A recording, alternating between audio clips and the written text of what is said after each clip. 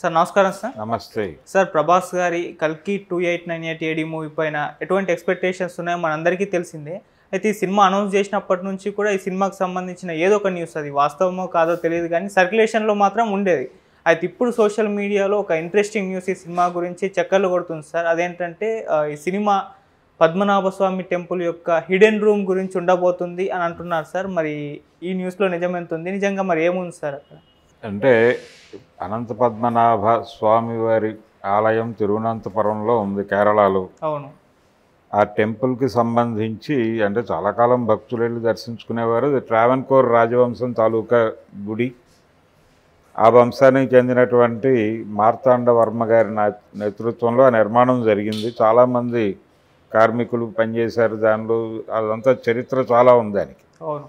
అయితే ఈ క్రమంలోనే ట్రావెన్కోర్ రాజవంశానికి చెందినటువంటి సంపదని దానిలో ఆ నేలమాళిగల్లో పెట్టారని, కొన్ని గదులు, ఆ గదుల్లో వజ్ర వైఢూర్యాలు, అసలు మామూలు సంపద లేదు దానిలో అనేది ఆ మధ్యకాలంలో బయటకు వచ్చినటువంటి వార్త. అది విపరీతంగా సెన్సేషన్ అయింది.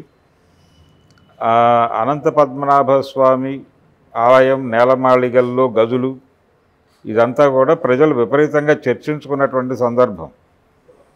అందులో ఒక గది తెరిస్తే అరిష్టం అని చెప్పి, ఆరో గది తెరిస్తే ప్రమాదం, దేశం సర్వనాశనం అయిపోతుంది. ఇలా ఎప్పుడైతే అక్కడ సంపద ఉంది అనే మాట బయటకు వచ్చిందో దాంతోపాటు అనేక విషయాలు బయటకు వచ్చినాయి. దానిలో అక్కడ రకరకాల కట్టుదిట్టమైన ఏర్పాట్లు, అంటే మంత్రశక్తితో దాన్ని కంట్రోల్లోకి తీసుకునేటువంటి ఒక వ్యవస్థను ఏర్పాటు చేస్తారు. అక్కడికి వెళ్తే నాశనం అయిపోతారు, అది తెలిస్తే నాశనం అయిపోతారు. ఇలాంటి మిత్ కూడా ప్రచారం అయిపోయింది. ఓకే. నిజానికి ఇలాంటి అంశాలు, అంటే ఎక్కడో ఏదో నిధి ఉంది, గుప్త నిధి, ఆ నిధి కోసం ప్రయత్నాలు చేయటము, ఇలాంటి ఈ కథలకి నేపథ్యంగా ఎంచుకోవచ్చు దీన్ని. అంతే తప్ప, అంటే ఇప్పుడు riders of the last arc అనే సినిమా ఉంది ఇంగ్లీష్లో. ఆ సినిమాలో కూడా ఇలాంటి సాహస కృత్యాలతో ఉంటుంది సినిమా. అంటే ఒక నిధిని పట్టుకోవటానికి అతను చేసేటువంటి ప్రయత్నం, కాలు పెడితే ఒక పక్క నుంచి బాణం వచ్చేస్తుంది, ఇలాంటి రకరకాల విన్యాసాలు ఉంటాయి దానిలో.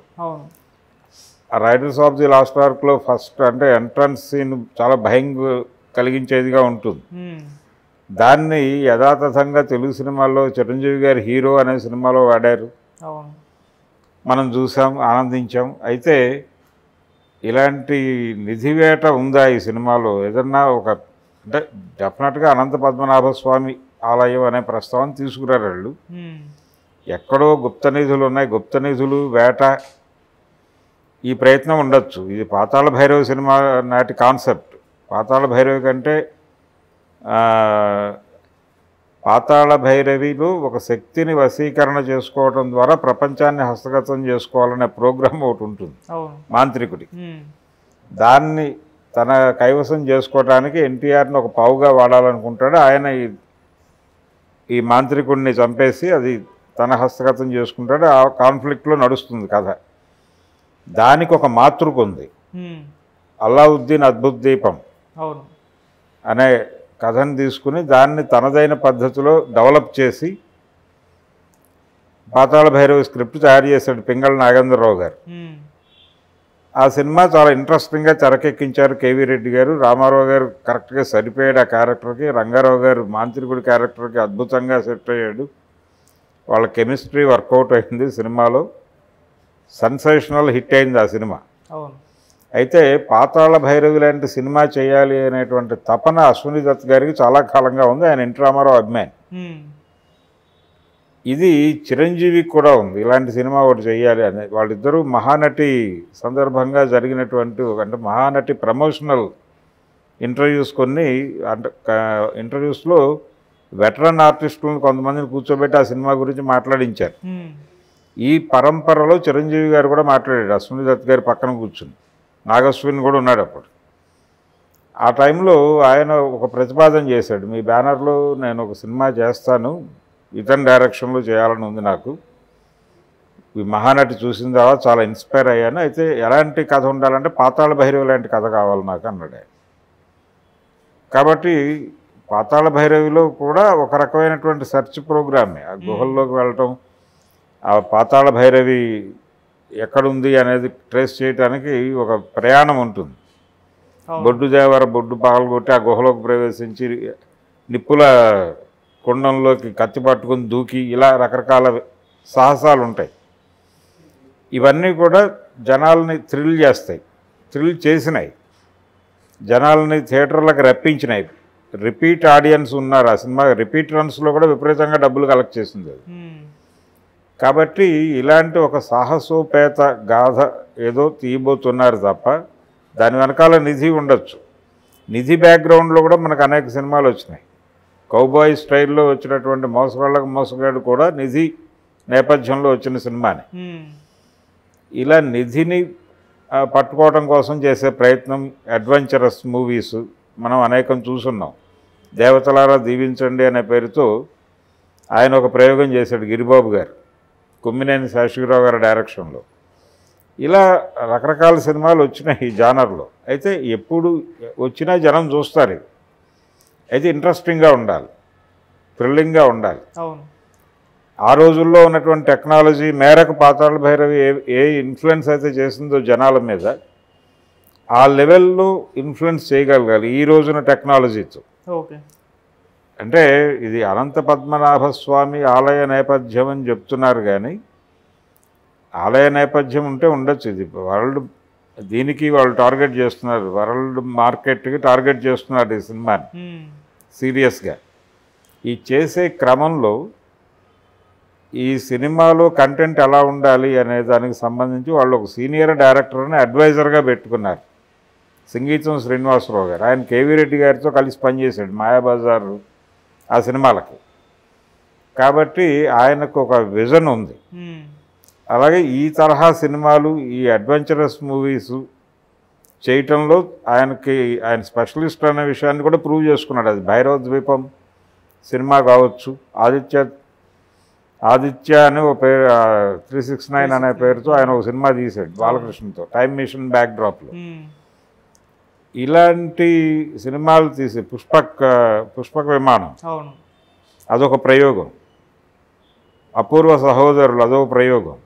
ఇలా ప్రయోగాత్మక చిత్రాలు తీయటానికి ముద్ర పడిపోయినటువంటి డైరెక్టర్ సంగీతం శ్రీనివాసరావు గారిని అడ్వైజర్గా పెట్టుకున్నారు. ఆయన కేవీ రెడ్డితోనూ పింగళ నాగేంద్రరావు గారితోనూ కలిసి ట్రావెల్ చేసినటువంటి మనిషి. సో ఈ తరహా జానపద కథలకు సంబంధించిన కొంత జ్ఞానం ఉంది ఆయనకి. దాన్ని కూడా ఈ సినిమాకి వాడారు. దీంతో పాటు మోడర్న్ టెక్నాలజీ, మోడర్న్ సొసైటీకి కథ చెప్తున్నారు వాళ్ళు. మోడర్న్ టెక్నాలజీని అడాప్ట్ చేసుకుని మోడర్న్ సొసైటీకి చెప్పేటప్పుడు ఈ అడ్వెంచరస్ స్టోరీలో గుడులు ఉండొచ్చు, ఏవైనా ఉండొచ్చు, కానీ ఆ చెప్పే పద్ధతి ఈ జనరేషన్కి చెప్తున్న అనుభూతి కలగాలి, లేకపోతే మిస్ఫైర్ అయ్యే ప్రమాదం ఉంది. గతంలో వైజయంతి నుంచే ఇలాంటి శక్తిపీఠాలకు సంబంధించిన బ్యాక్డ్రాప్ తీసుకుని ఒక ప్రయత్నం చేశారు, శక్తి అనే సినిమా. మెహర్ రమేష్ డైరెక్షన్లో ఎన్టీఆర్ చేశాడు ఆ సినిమా. ఈ శక్తిపీఠాలు అనే కాన్సెప్ట్ వద్దు, అది ఎక్కడో తేడా కొట్టేలా ఉంది అనేది ఆయనకి ముందే వాళ్ళ ఇంట్లోనే ఆయన మిస్సెస్ చెప్పిందట. ఏది అశ్విని దత్ గారి వైఫే చెప్పారు ఆయనకి, ఇదేదో తేడా కొట్టేలా ఉంది అని ఆయనే చెప్పుకున్నాడు ఒక ఇంటర్వ్యూలో. అయినప్పటికీ ఆయన ఎగ్జైటింగ్గా ఉందనుకుని ముందుకు ప్రొసీడ్ అయ్యారు. అది తర్వాత ఏం జరిగిందో అందరికీ తెలుసు. కాబట్టి ఏ జనరేషన్కి చెప్తున్నాం మనం, ఏ కథ చెప్తున్నాం, ఈ జనరేషన్కి కనెక్ట్ అవ్వడానికి దానిలో ఏ ఎలిమెంట్స్ ఉండాలి, ఈ కసరత్తు జరగాలి. అలాగే థియేటర్ని సీరియస్గా ఎమోషనలైజ్ చేయాలి, థ్రిల్ చేయగలగాలి. థ్రిల్ చేయగలగటం అనేది ప్రధానం దీనిలో. అడ్వెంచరస్ మూవీ అంటున్నారు కాబట్టి ఈ అడ్వెంచరస్ మూవీలో మీరు థ్రిల్లింగ్ ఎలిమెంట్స్ ఏమేమి పెట్టుకున్నారు, జనాలు వాటితో ఎలా కనెక్ట్ అవుతారు అనేది కీలకం. సలార్ సినిమా ఫెయిల్యూర్ వెనకాల ఉన్న రీజన్ అదే. దాన్ని జనాలు ఏదో థియేటర్లో కూర్చున్నంతసేపు చూసేశారు, కానీ ఎమోషనల్గా కనెక్ట్ కాలేదు ఆ సినిమాతో. బయటకు వచ్చి ఎమోషనల్గా ఒక డైలాగ్ చెప్పడానికి ఏమీ లేదు దానిలో. అలా కనెక్ట్ చేసేటువంటి కంటెంట్ ఉంది ఆ సినిమాలో, కానీ కనెక్ట్ చేయలే డైరెక్టర్. అది డైరెక్టర్ ఫెయిల్యూర్. కాబట్టి అలాంటి విఫల ప్రయత్నం కాకూడదు.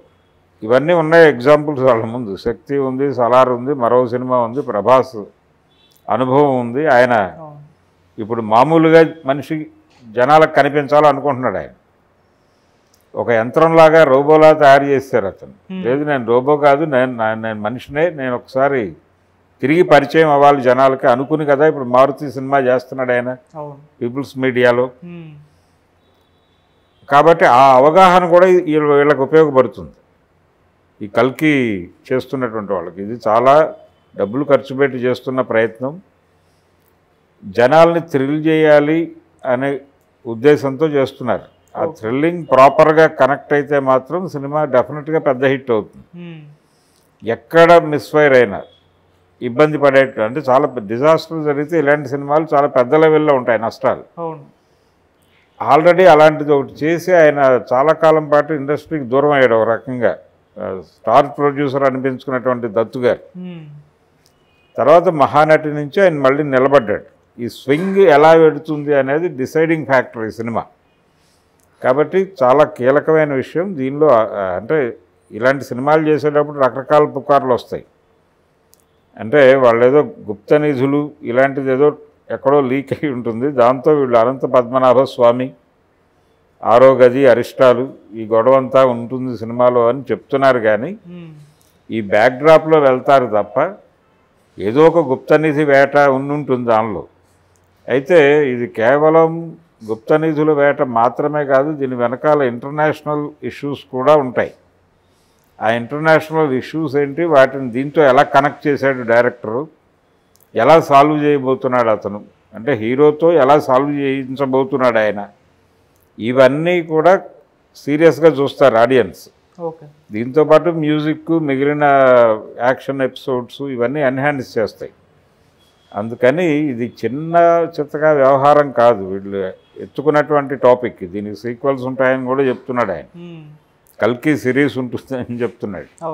ఆ కల్కి సిరీస్ చేయాలంటే మొదటి పార్ట్ చాలా ఇంప్రెస్ చేయాలి జనాలని. ఇంప్రెసివ్గా ఉంటే దాంతో క్యారీ ఫార్వర్డ్ అయిపోతారు.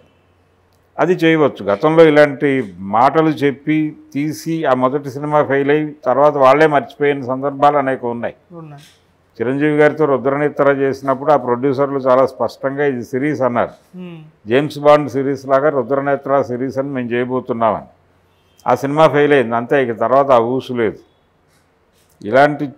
ఇలా కాకుండా చూసుకోగలగాలి. అంటే ఇంకా ప్రొడక్షన్ నడుస్తోంది, అది ఇంకా టెక్నికల్గా చాలా అడ్వాన్స్డ్గా సినిమా తీస్తాడు అనేటువంటి కాన్ఫిడెన్స్ ఉంది ఆ డైరెక్టర్ మీద.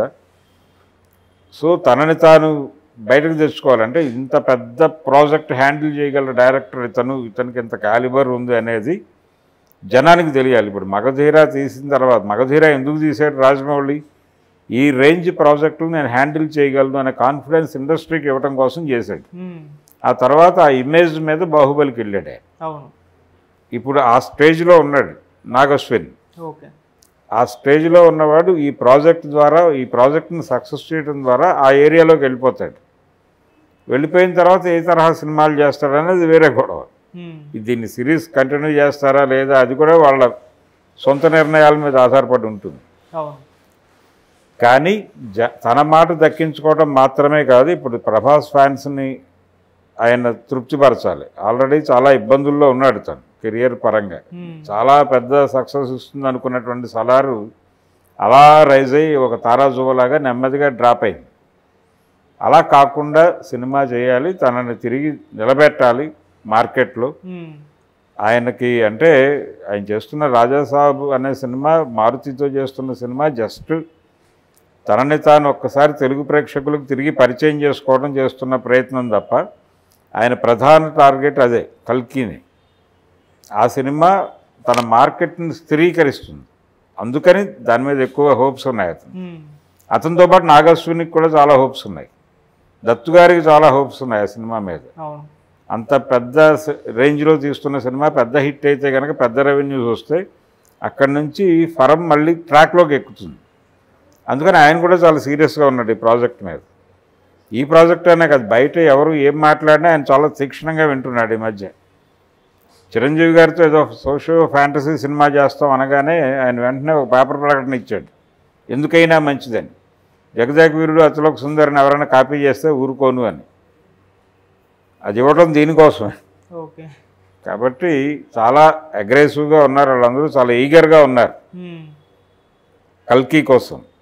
కల్కిలో నిధుల వేట ఉంటే ఉండొచ్చు తప్ప అనంత పద్మనాభ స్వామి గుడి సీరియస్గా ఆ ఏరియాకి వెళ్తారా అనేది అయితే డౌటే. ఆ గుడి నేపథ్యము, ఆ టైంలో జరిగిన అనేక విషయాలు అవన్నీ ఉండొచ్చు. అనంత పద్మనాభ స్వామినే తీసుకొచ్చి పెట్టినా మనం ఏం కాదనే పరిస్థితి కాదు. చూడాలి ఏం జరుగుతుంది అనేది. ఓకే. అంటే ఇది ఇంటర్నేషనల్ సినిమా అంటున్నారు కాబట్టి కాన్ఫ్లిక్ట్ ఇంటర్నేషనల్ లెవెల్లో ఉండాలి. దానికి దీన్ని ఎలా తీసుకెళ్తారు ఆ లెవెల్కి అనేది చూడాలి. Okay sir, thank you so much. Thank you.